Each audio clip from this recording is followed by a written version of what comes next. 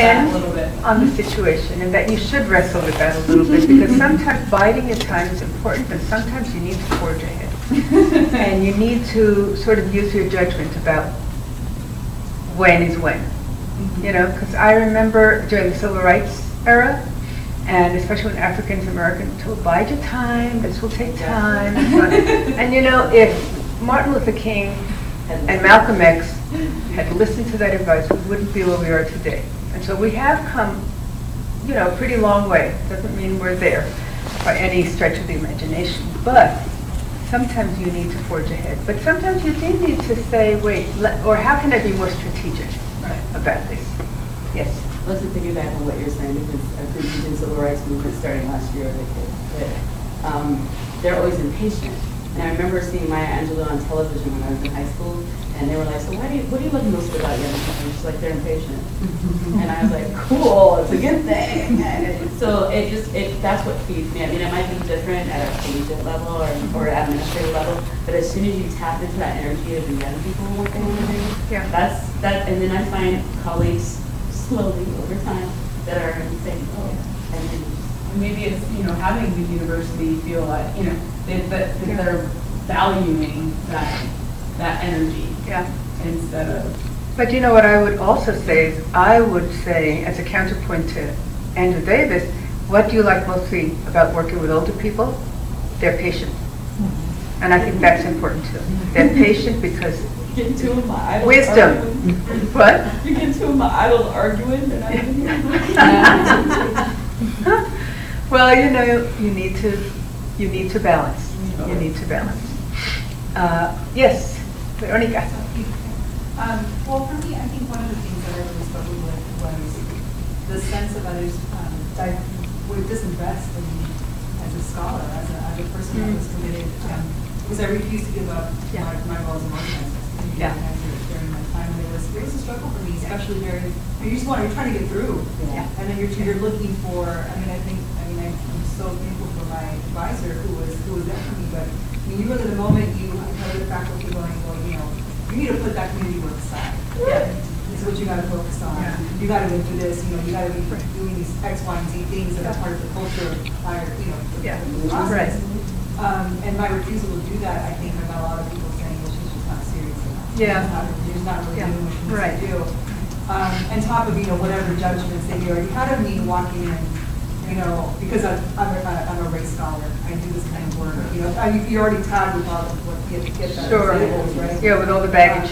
And so I think that was sort of the additional one that I think people turn heads to. It was a struggle for me. There were times in graduate school where you did feel like the imposter syndrome.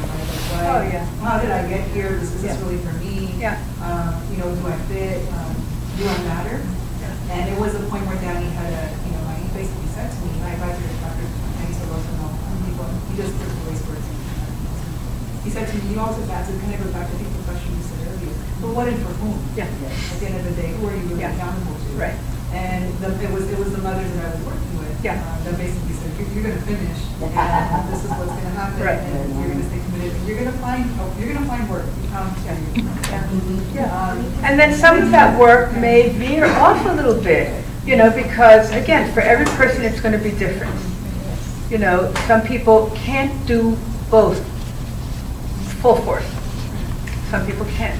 Some people have to focus more one side or the academic or the organizing. It really depends also. And I think we need to value both.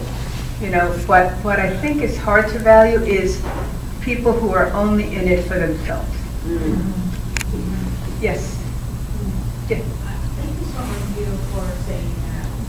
In graduate school, I was trained as a race theorist, and that's very specific. Because the lens is very, very different.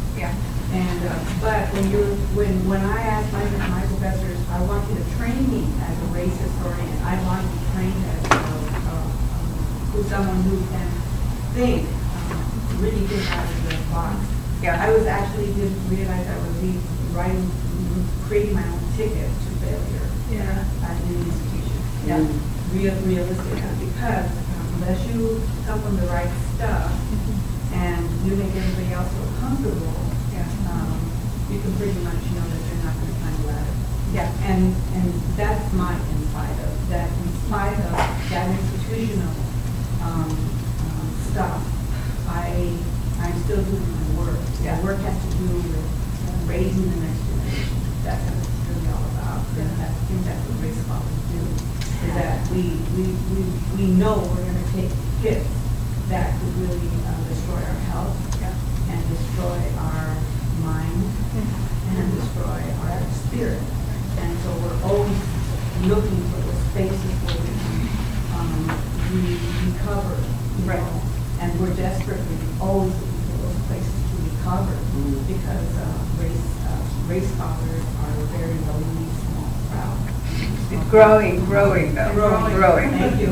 Yeah. Maria. And I just think that, you know, the thing that keeps me going is having allies and having a community do that. You know, when I was in Portland, I was lucky enough to participate in rethinking tools with an incredible group of teachers. And coming together with other people who are doing the work, it helps you really rejuvenate and realize you're not alone in this struggle. And all of this work, movements are really powerful. Thank you, Garfield. I wish the whole country would stand up. Oh, are you from Garfield? Follow Garfield's lead. But I think, you know, to me, it's two things. It's that community and across this campus I have out of. Yeah. You know, Kristen was brilliant when she came here to start this group called the Multicultural Faculty Fellows, because so often each department has one person who's committed to social justice. Yeah. And Kristen brought us all together in one place, and we realized across the college we had allies that we never knew that we had, we might have found out kind of without realizing. And once that collective power is there, it's a totally different thing. I know my allies on this campus. It's just, but you know, I think when Vito was here interviewing for the job, she also talked about that idea of battle fatigue. Yeah. And talked about less mujeres paradas. And I think that's what we really need, is we've got to create our own community to really give each other the kind of support and remind ourselves that even though I think the wisdom of age is it's a very long struggle and it's always going to be a very long struggle. And to take note of where you're going and then the patience of youth of recognizing the moments where collectively we can move. Right. But I think it's hard to do that alone. Well, that's a good transition. I'll take you in a minute. That's a good transition to the next thing, because it's not just what gets in the way, but then what can you do about it? Yes? My inspiring kind of touches on what Marty was talking about, is remaining and working in higher ed. It's very slow moving and change. And coming to the reality that we teach that stuff. We don't do that stuff. I mean, you know what I mean? When it really occurred to me as a student learning these exciting things and going back to a department and finding that everybody's not excited about it. It dawned on me is, no, that's what we teach them to do. And then to go out someplace else and do it. Not necessarily here. Yeah. And coming to that awakening was traumatic for me. Although, you know, I also think that we have to be teachers everywhere. In and of itself has been historically very slow moving. Right, but we have to be teachers everywhere where we are. You know, when I was a fairly new faculty member at the University of Massachusetts, so I was like in my second year or something, and I was invited to serve on the whole university curriculum committee, which is a very big deal. And they were considering curriculum of, you know, what would all students be required to take?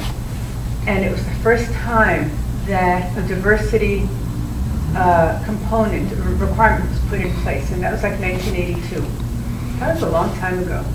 And what was it? That every student, in order to graduate, had to take at least 6 credits in a diversity-related course. That sounds like nothing now, but at the time, it was big.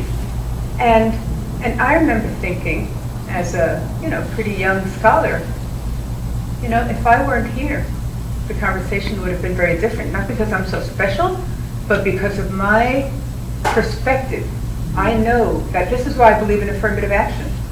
We can't undo the wrongs of the past, and I realize that. What we can do is change the nature of the conversation wherever we are, and so that means being a teacher. That's why I love education. So yeah, these are some of the, in spite of everything that I thought of, and I put mandates twice because they seem like so much, the tests, the mandates, the teacher assessments now that are really getting in the way of teachers even staying in the classroom. What Jeffrey Winokur called the bogus curriculum. He said that, you know, he's the one who said that if teachers aren't excited by the diversity, they shouldn't be teaching. And so bogus curriculum for him is like having an Asian family and a Latino family and so on in the curriculum. He said that's not a real curriculum.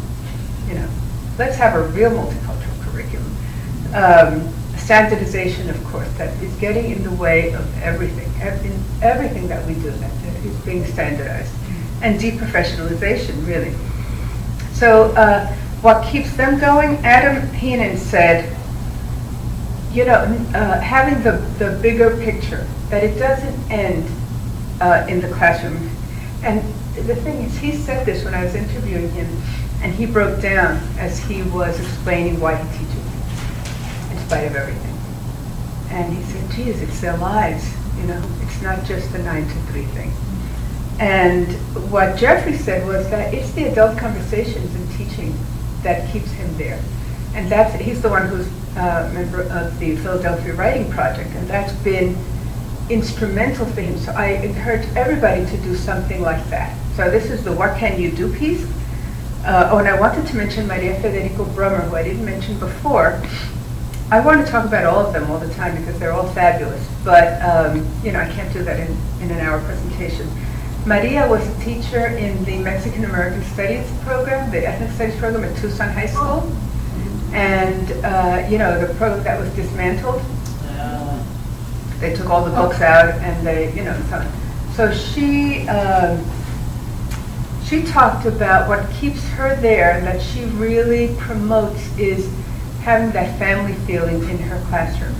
So she says that her students think of her as their tia, their auntie, and that, you know, she said they know that I'm there for them and they know that I'm pushing them as far as they possibly can go, and I'll be there with them forever. She also said, I told my students that I will be their teacher for the rest of their lives if they want me to be. And that's a commitment.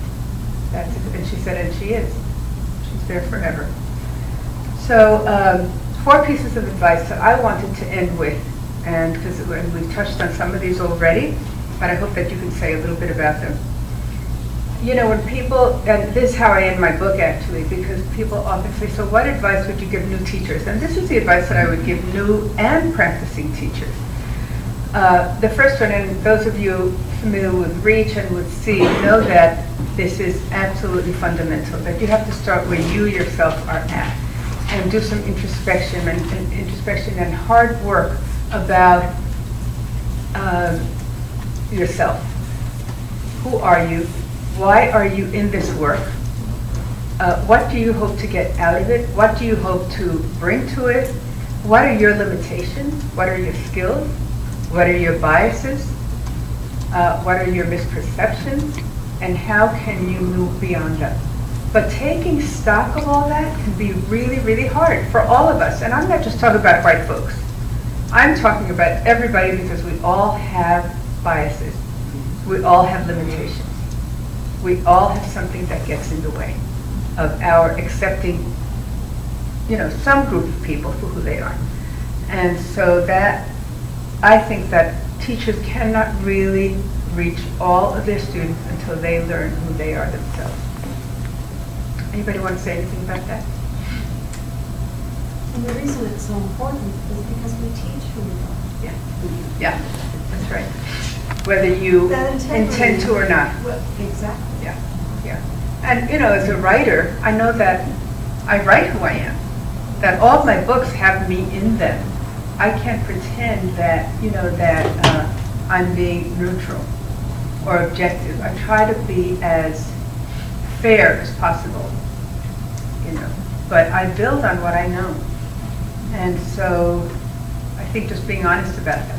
Yeah. I just wanted to ask, like, learning about yourself, I think that's very important. Can you share how you learn about yourself?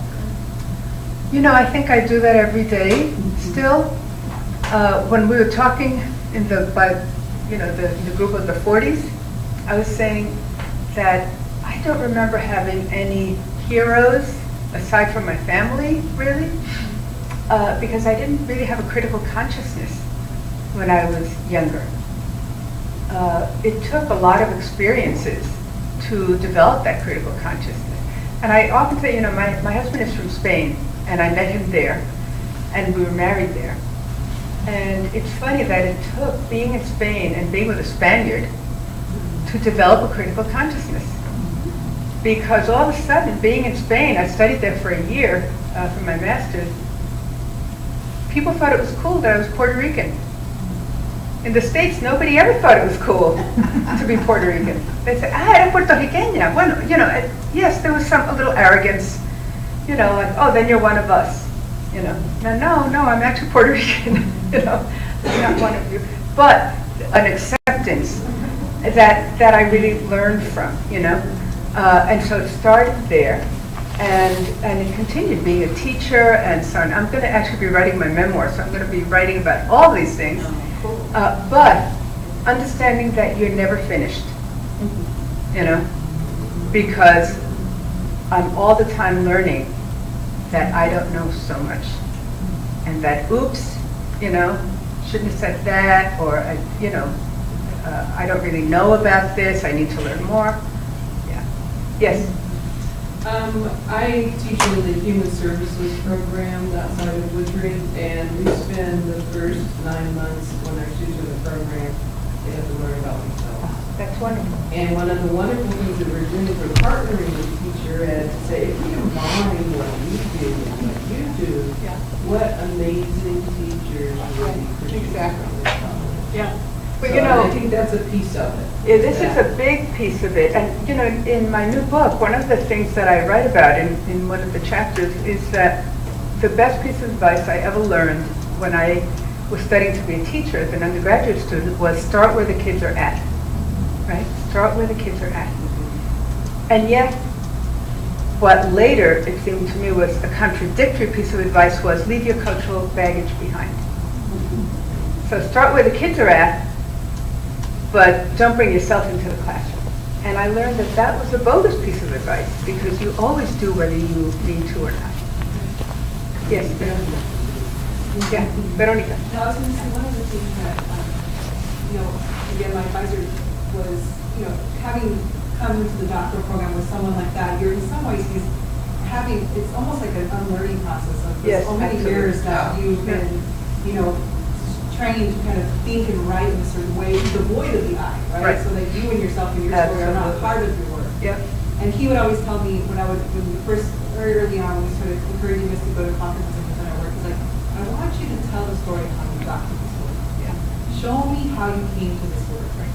Because in some ways, when we start to document kind of our own classes, we realize a lot of it started from home. I mean, my motivation to work with Latina immigrant undocumented women mothers was an experience from my home, and seeing my parents and seeing how they were active. And you realize that these stories are important not just because they help us contextualize our stories better, but as we're supporting other students, it helps them to see that their stories are very much a part of their work. Right. Even when I was writing my dissertation, I remember it was this, Daddy's like, no, you have to bring in your life. Bring in your voice. Into your work. And he would share, told me this, and he's like, I want your father to read this. I want you to write in a way that your father can read it. Yeah. And I never forgot that. And it was harder because, again, we're trained to not think about ourselves in our work. And so this learning about ourselves is not something that always comes easy. No, it doesn't. In large part because we spend so much of our education that we're not doing it. That's right. You're So absolutely right. I think it was, to do this, I really appreciate that, because I think that it's something that it's not easy, but when you do it, you realize that it's so important to not just your own work, but the work of others. Okay, one more proposal. It has to do with being genuine with kids, because I don't care how old they are, if they're 2 or if they're 18, they can tell whether you're telling the truth or not. Yes. And when they feel like you're not sure about what it is that you're saying, then your voice is bogus. I love the word bogus. But it's that idea too that I got really into biculturalism through Pacific Oaks. And everyone is bicultural because you're already living in a system that has some kind of status quo culture, and then you've got a culture that you might have at home or with these people. You might code switch, you might do this, you might do that. You might be, I came from middle class and had to learn about poverty, I mean, and that was painful. I was like, I don't want to go learn that. But it's like, if you want to be a part of a student's life, you have to be a part of their families, their communities. And every day, I mean, I need to learn some Punjabi. I mean, like, you know, I mean, things like that. It's never going to change. Yeah, learn about your students. The more you learn, Great. I planned that. Segue. Yeah, and so what does this mean? It means to become part of a community in some way. Now, that doesn't mean you have to live in the community, but it can mean that you take part in the community, because otherwise some teachers, for example, think of the communities in which they teach as a wasteland, that it has nothing to offer. So what I was telling the other group is that I think one of the best professional development activities we can do is walk around the community. Instead of sitting and listening, you know, even listening to somebody in the community, although that's a good thing too, but walking around and getting to see what the community has to offer, and that it does have something to offer. I think it's really important. And going to all of the students' activities, and, you know, if you're a K-12 teacher, learning who they are, learning another language, really important, you know. So many, many ways, and I speak a lot about this in the book. Cultivating allies and mentors. So important. Veronica, you wouldn't be where you are today without a mentor. All of us have had some kind of mentor that's made a difference in our lives. And so then that means that you, in turn, have to become a mentor. You know, Kristen has done that. You know, and everybody has the responsibility then to turn around and become a mentor. But I also think that you need to go and find allies, because without them, this work cannot happen. That's what Maria was talking about. Having those allies is what is like an energy source for you. Without it, you'll just feel completely alone and isolated. So even if you think that there's nobody in your school or in your department or wherever you are that you can really relate to, disabuse yourself of that idea and go find somebody. Start with 2. Build to 3, build to 4, and then you'll have more power. It's really important. And finally, have a life. So, what, that too? Yes, have a life. It's really important because, you know, we get so involved in our work that we forget about important things. And John Nguyen, who was this Vietnamese teacher who I interviewed, who was fabulous, talked about his mentor, who he called the Oracle, in his school, and that she gave the best hugs ever, that he learned to go to her when he needed support. Being a Vietnamese American teacher in a 100% or 99% African American school, where his first years were really difficult, and he has become a very beloved teacher, and now he's an assistant principal, who learned about his students, who confronted himself, who developed allies, and then is an ally to others.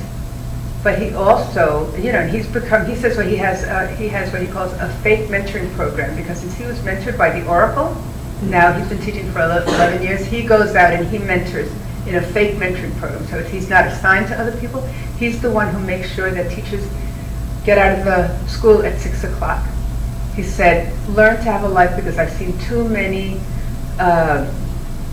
relationships suffer because teachers are always in teacher mode and they forget to have a life. So I think that this is really important. And I want to end with something that Hyang Nam said about this.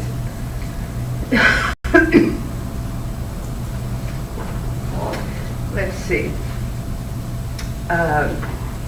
Hyang was the